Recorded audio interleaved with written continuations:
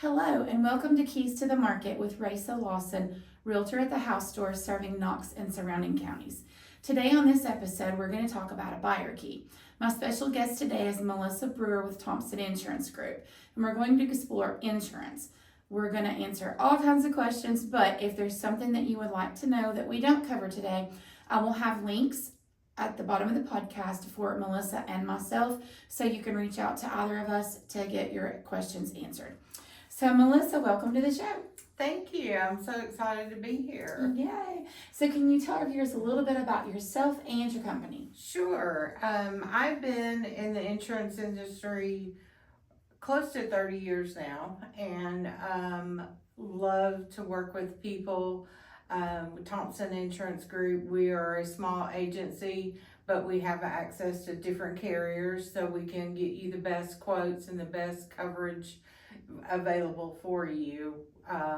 So that's just it, and we will review all the coverages and go over everything to make sure you are covered correctly. Okay, perfect. So let's just jump right in. So first of all, let's just talk about the basics. What is homeowners insurance? Okay. Homeowners insurance covers your home, your dwelling cover itself. It also covers your other structures and your personal property, personal belongings, anything that you have in the home, and anything that you have in your detached property as well. Okay. And then, so do lenders require you to have homeowners insurance? Yes, a lender will require you to have homeowners insurance, and that's to protect them for their asset and to protect you as well. So if you had a total loss, it would pay off your mortgage and pay to help rebuild your home. Okay, great. So how many homes are underinsured? There was a study done, and there's 80% of homes are underinsured. Wow. And the biggest reason is that if you've had your homeowner's insurance for a while and you've not reviewed it with your agent, with the cost of materials increasing like they have over the last several years, that can be a good reason why you're underinsured. So I always recommend you review your policies each year when they renew. Okay, awesome. And so what is guaranteed replacement? So guaranteed replacement is not offered with all carriers, but when it is, what that means is, for example, if your home is at $400,000, and you have guaranteed replacement, if it costs to rebuild as it was, say $800,000, it would be covered. Okay. So it sounds like that's what you definitely want to have. Yes. And then, so what is dwelling coverage? So the dwelling coverage is your home itself, anything that is attached to that home, say your deck, an attached garage, any of those things that are attached physically to the home would be considered your dwelling. Okay. And then what is your other structure coverage? So the other structure coverage is if you had a detached garage. Okay. It also includes your fence, if you have a fence around the backyard or front yard, any other sheds that you may have, or any pool or siding, pool or a pool house or anything like that you may have that's not physically attached to the home. Okay. And then, so what is the personal property coverage? So the personal property coverage would be your furniture, your electronics, down to your washcloths, towels, and all of that. So anything that is, your personal property that you may purchase over time. Okay. And then when is it appropriate to file a claim?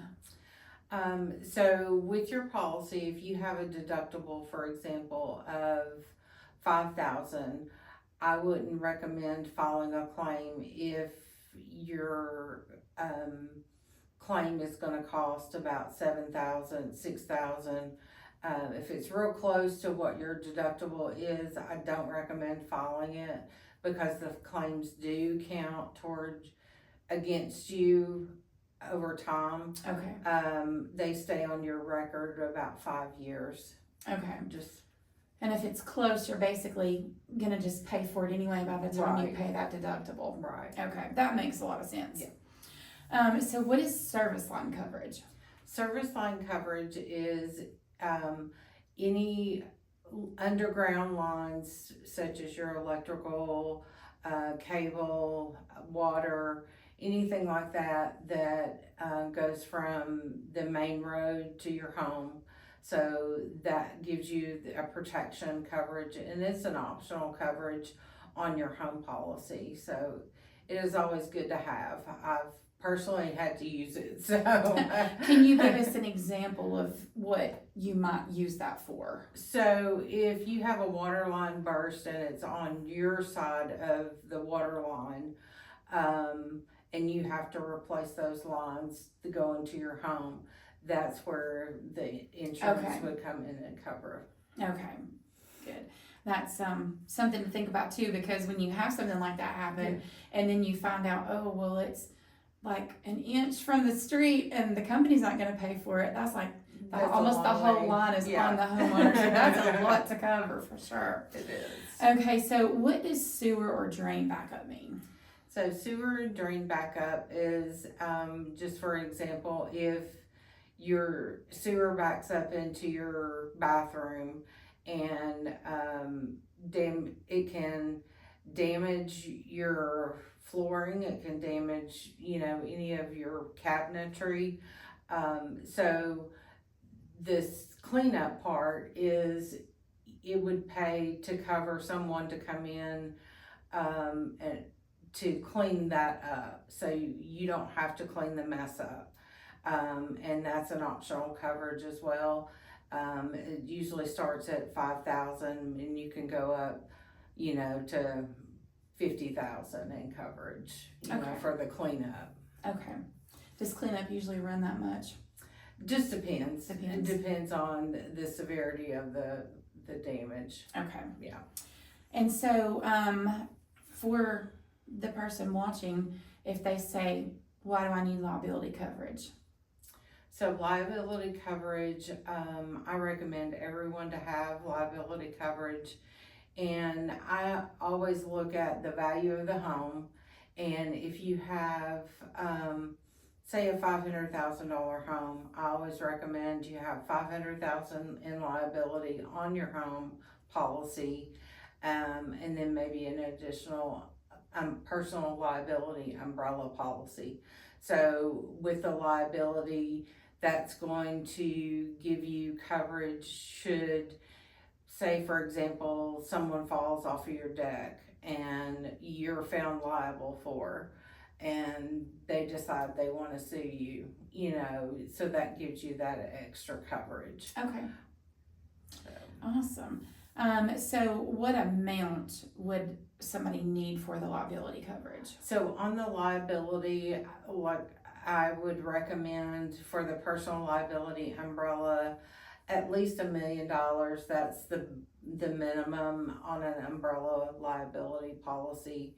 You can go up to 5 million, and there are some options that you can go higher.